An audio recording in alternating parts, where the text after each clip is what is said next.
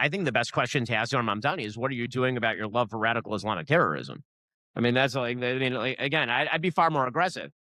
I mean, Zohran Mamdani is actively fomenting movements that are connected to the Muslim Brotherhood.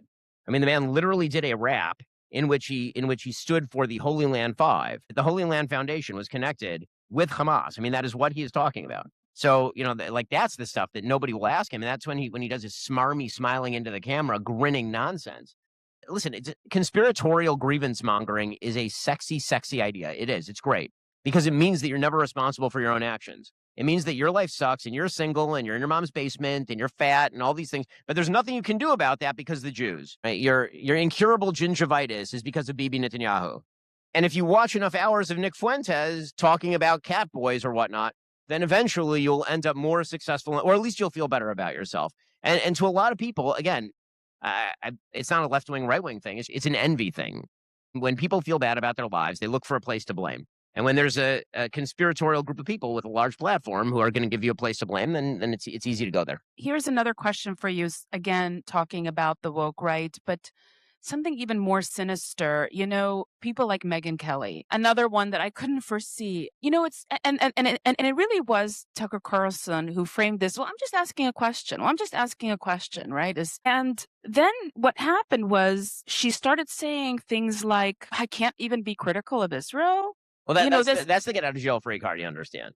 All right, so can you explain that? Okay, so I can't even be critical of Israel is the get out of jail free card online. So to take the example of Megyn Kelly. So Megyn, you may remember that Megyn and I are in a bit of a tiff right now. This tiff emerged not because of Israel, having nothing to do with Israel. This tiff emerged because Megyn Kelly decided that she would not under any circumstances say a negative word about Candace Owens slandering the wife of a dead man, Charlie Kirk.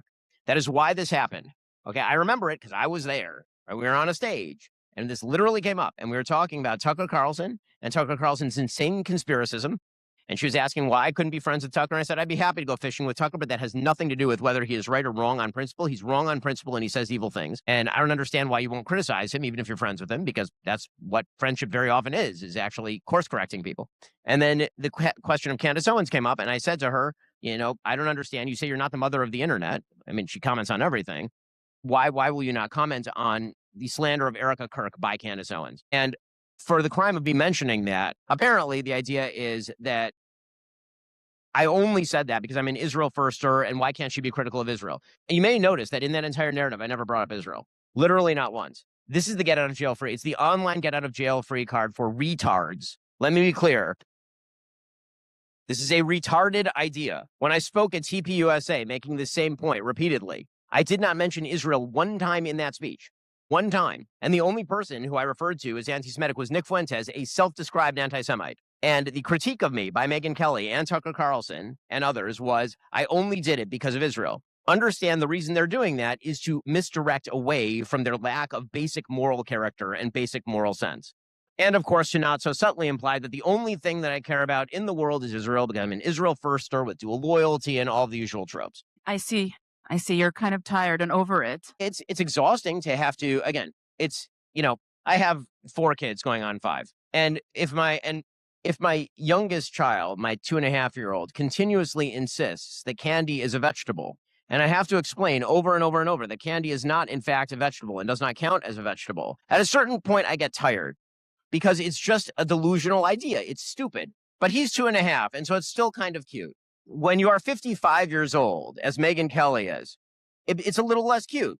When you are Tucker Carlson and you have been on TV almost as long as I've been alive, then it starts to become a little bit less entertaining and more annoying, actually. And honestly, I have to say, my annoyance has grown with the people who sort of watch this trash and then treat it as though it is worthy of some sort of respect. Because if you can't see through the game, I'm afraid you're the mark. I am worried about an American population that sees all the things that make America great as causes of inequality and poverty and evil and moral dereliction.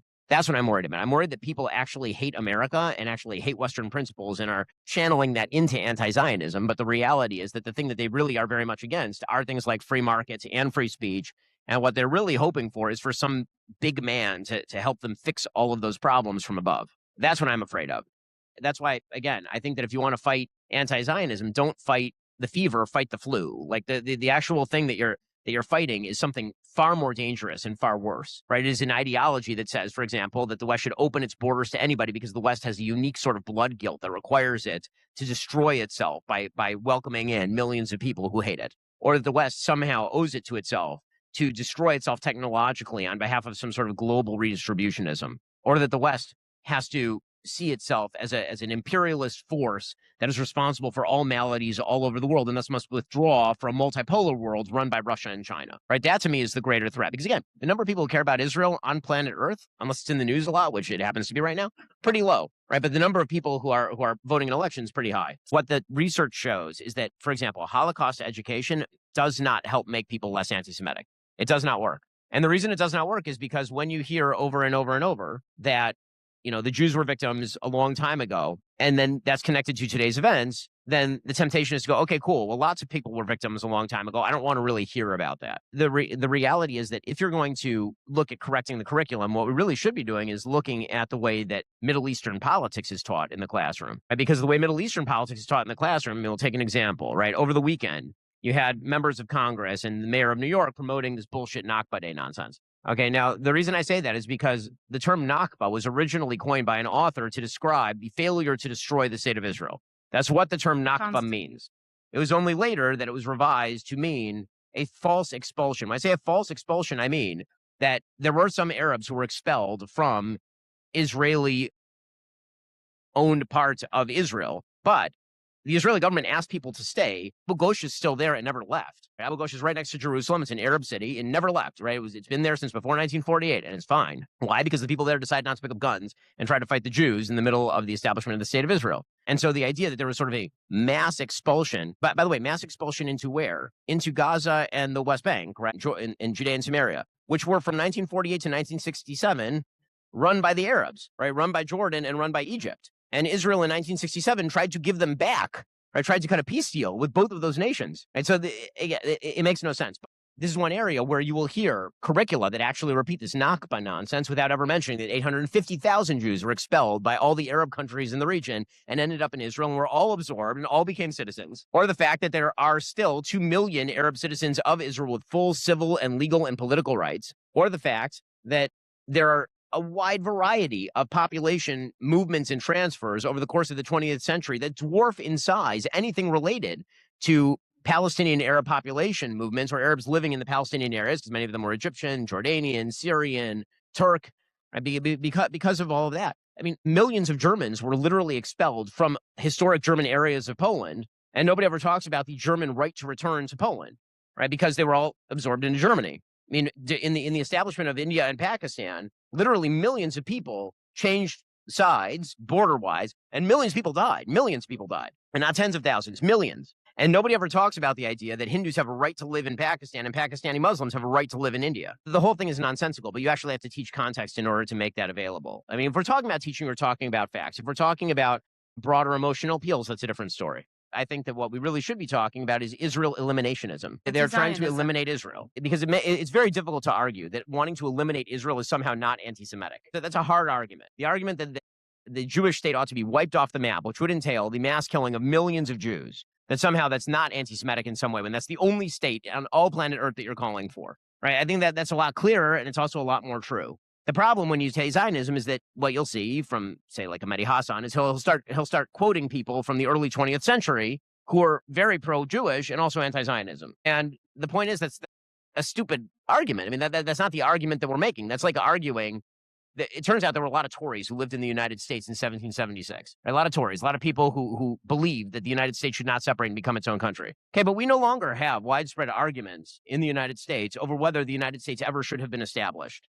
And if you say somebody's anti-American, what you mean is you think that America should lose today. You don't mean that we're having a conversation about the vicissitudes of British citizenship in 1776. And so messy terms lead to messy thinking is sort of my idea. Find the anti-Zionism is anti-Semitism line to be utterly useless in the public debate. I do not think it is effective. In fact, I think it has become a way for enemies of Jews and enemies of Israel to hide their own hatred of Jews behind a false flag.